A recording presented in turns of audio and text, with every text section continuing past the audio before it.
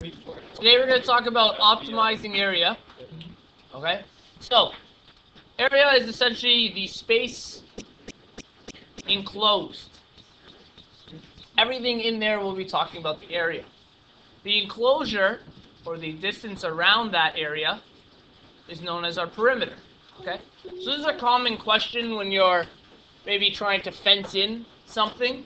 It's very common to do something like this, or if you're building a home and you're looking to set up a room, what rooms will optimize the area? And when we talk about optimizing area, as humans, most of the time we want to maximize it.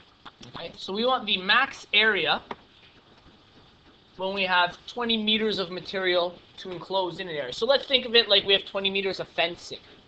Okay? So here's obviously one way we could do this. We could have an 8 by 8 and 2 by 2.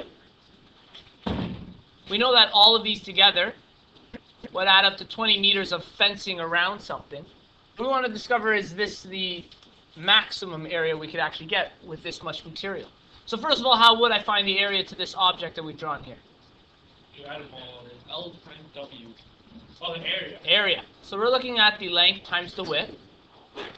We'll call the length 8 and the width 2. Okay, so we have 16 meters squared. Great. What we're actually going to do is we're going to go through a whole list, and that was just an example, starting from a width of maybe 1. And we're going to try to build all the possible shapes with whole numbers. We're not going to use decimals in this process, but with whole numbers that would fulfill something like this. So what I'm going to do is I'm going to set up a chart to test this out. When we set up the chart, we're going to have our widths. Okay. We'll have our length. We know our perimeter, so I'm just going to call it P. What is our perimeter going to be every time? 20. We're restricted to that much material. I can't actually add more or take any away. That's how much material I have. And we're going to test to see which areas are going to be optimal, or in this case, maximized for us. So I'm going to make up a chart like this. What would be the smallest possible width we could create? We're doing whole numbers. 1, right? I can make something 1. And if we go about doing that, we're going to have to think, okay? So if my width is 1, anyone know what our length is going to have to be? It's going to have to be 9, okay? So we've drawn it from here. Why 9? Let's talk about that. Why 9? And why 1? Okay. So first of all, because we're creating a rectangle, remember our perimeter is 20. So if this is only 1, our width here, that would make, what we really want to think of is, because sides are identical, right, in terms of length.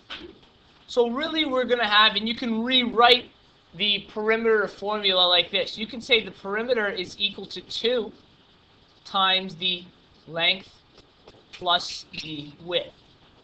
Okay? You can rewrite perimeter that way.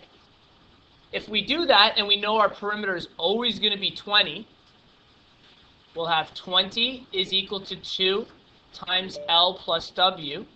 And to simplify this question for us, I should have given myself a little more room. I'm going to move it over. Okay.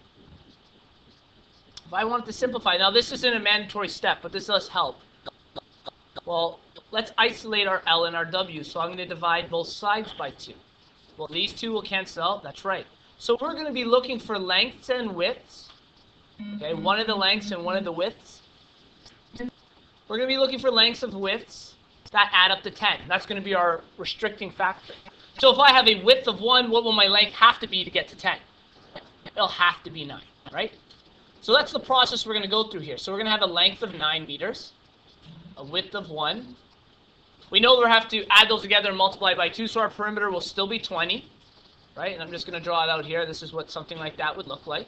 I'm not going to draw one for every figure. Hopefully we can start to imagine this. And what will our area be for this one? 9. Is that going to probably maximize our area? Definitely not. Because we already know we've done 2 meters by 8. That was the first one we did. We still had a perimeter of 20 meters. But that gave us 18 meters squared. So let's go up our list. Let's think about a width of 3 meters. That's right. Our length will have to be 7. Our perimeter stays 20, and what will our area be? 21. So we're going up. This is the right direction to go, so we're going to continue this process. 4. What will our length have to be? 6, that's right. We know we're always going to be adding to 10 in this case. We've chosen easy numbers for this. What's that going to give us as an area? 24 meters. Okay. 5 and 5. It's going to be what? 25. Okay. And then, here's where we're going to start to discover something.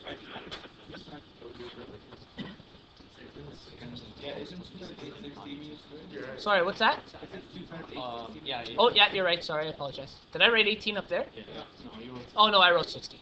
Thank you. Sorry, guys. Okay, so we've gone up to 5. Let's go to the next one, where our width is now longer than our length.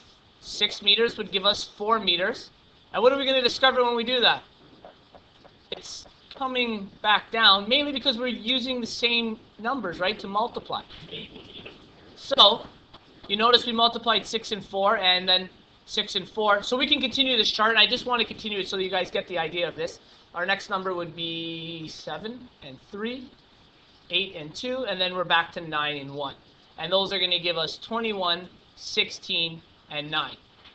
Okay, so let's try to get a greater view of this so we can see everything together. Let's do that. Okay, so if you guys notice, what was our optimal area here? Yeah, when we had a length and a width that were the same. In other words, what shape did we create? A square. So, this is an important fact you're going to have to know. Anytime we have 4-sided shapes, the optimal shape, okay, when we're producing all 4 sides, is a square.